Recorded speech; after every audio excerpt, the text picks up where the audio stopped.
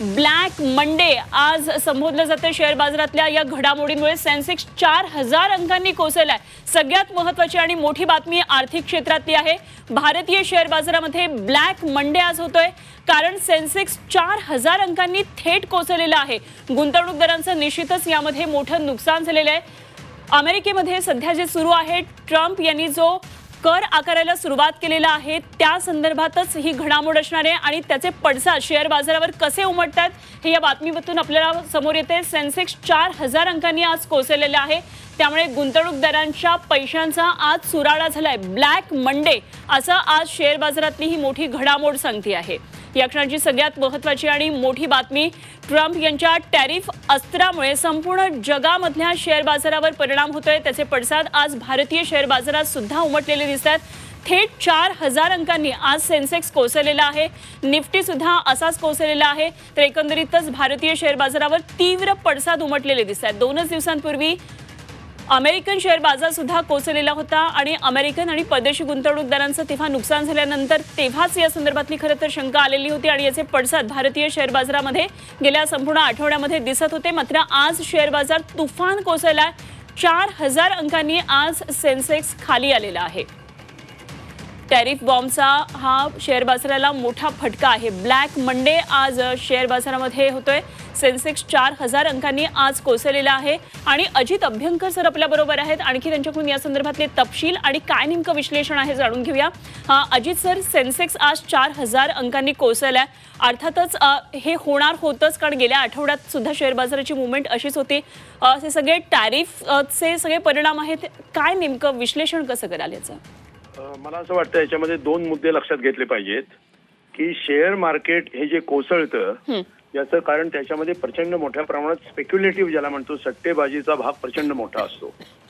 आणि भारतामध्ये आपण जो सेन्सेक्स एवढा वाढतोय आणि आपले फॉरेक्स रिझर्व्ह वगैरे वाढत आहेत, हे जे काही सगळे अभिमान बाळगतो त्याच्यामध्ये परदेशामधून सट्टेबाजीसाठी आलेलं भांडवल आणि देशातलं सट्टेबाज भांडवल हे त्या स्टॉक मार्केटवरती खेळत असतं।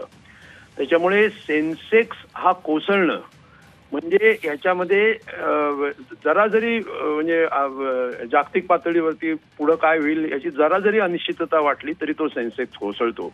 याचा खरा अर्थ असा आहे की सेन्सेक्स वरती आपण मुळामध्ये विश्वास किती ठेवायचा हाही खरा प्रश्न आहे। म्हणजे सेन्सेक्स हा अर्थव्यवस्थेचा मापक आहे का, तर माझ्या मते नाही। परंतु त्या सेन्सेक्स वाढतो आहे म्हणून सरकारने आपली कॉलर ताट करून घ्यायची हे जे इतके वर्ष चाललेलं आहे त्यालाही याच्यामध्ये कुठेतरी टाचणी लागली पाहिजे। तेव्हा मी याच्यामध्ये असं म्हणेन की सेन्सेक्स कोसळला म्हणून अर्थव्यवस्था कोसळली अशा मताचा मी नाही, परंतु सेन्सेक्स वाढला म्हणून अर्थव्यवस्था किती जोरात चालली आहे ही कॉलर ताट करण्याची जी अर्थमंत्र्यांची किंवा प्रधानमंत्र्यांची जी भूमिका आहे ती सुद्धा कुठेतरी त्यांनी सुधारून घ्यावी आणि आपलं स्टॉक मार्केट हे सट्टेबाज भांडवलावरती त्याच्यामध्ये काहीतरी नियंत्रण घालावं, कारण त्याच्यामधून अर्थव्यवस्थेमध्ये चुकीचे संदेश जातात, गुंतवणुकीचे चुकीचे निर्णय भविष्यासाठी होऊ शकतात। त्याच्यामुळे या सट्टेबाजीचा कुठेतरी एकदा गांभीर्याने विचार करावा असं माझं मत आहे।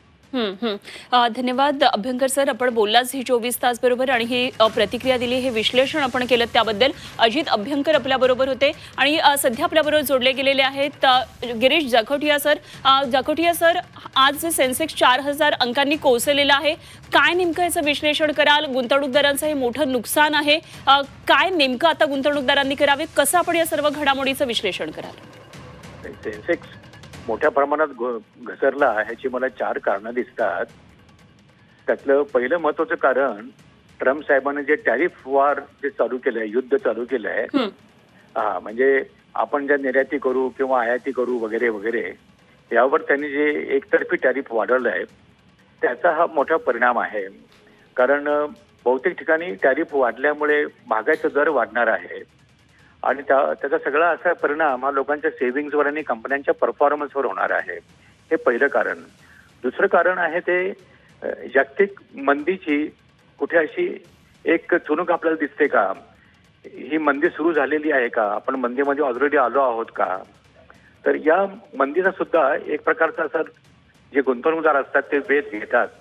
तिसरं कारण मला महत्वाचं वाटतं की आपल्या इथला जो इंडेक्स आहे आणि कंपन्यांचे स्टॉक मार्केटमध्ये जे भाव आहेत दे वेर ओव्हर व्हॅल्यूड, म्हणजे यांच्या किमती ऑलरेडी खूप जास्त होत्या। त्यांच्या परफॉर्मन्सला जर आपण लिंक केलं तर असं लिंकेज आपल्याला आढळत नाही। आणि जसं अभ्यंकर साहेब म्हणाले, चौथं कारण तेही महत्वाचं आहे की साधारणपणे 5 ते 6% भारतीय तिथे गुंतवणूक करतात. आता ही संख्या साधारण 9 ते 10% आली आहे. पण यामध्ये डेली ट्रेडिंग करणारे गुंतवणूकदार हे 50%च्या वर आहेत आणि त्यामुळे हा इंडेक्स वाढत गेला. अर्थात इंडेक्स वाढला किंवा खाली आला ह्याचा परिणाम येथील जे 90% बहुजन आहेत त्यांच्या बाबतीमध्ये फारसा संभवत नाही.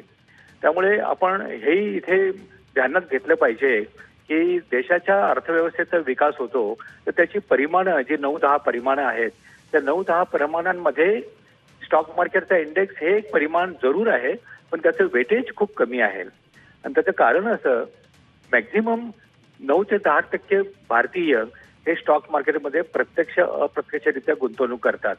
90% भारतीय अजूनही स्टॉक मार्केटकडे फिरकत नाहीत. अर्थात आजचे जे काही धक्के बसलेले आहेत या धक्क्यांची अपेक्षा होती, ही अपेक्षा साधारण 7-8 महिन्यांपूर्वीच होती.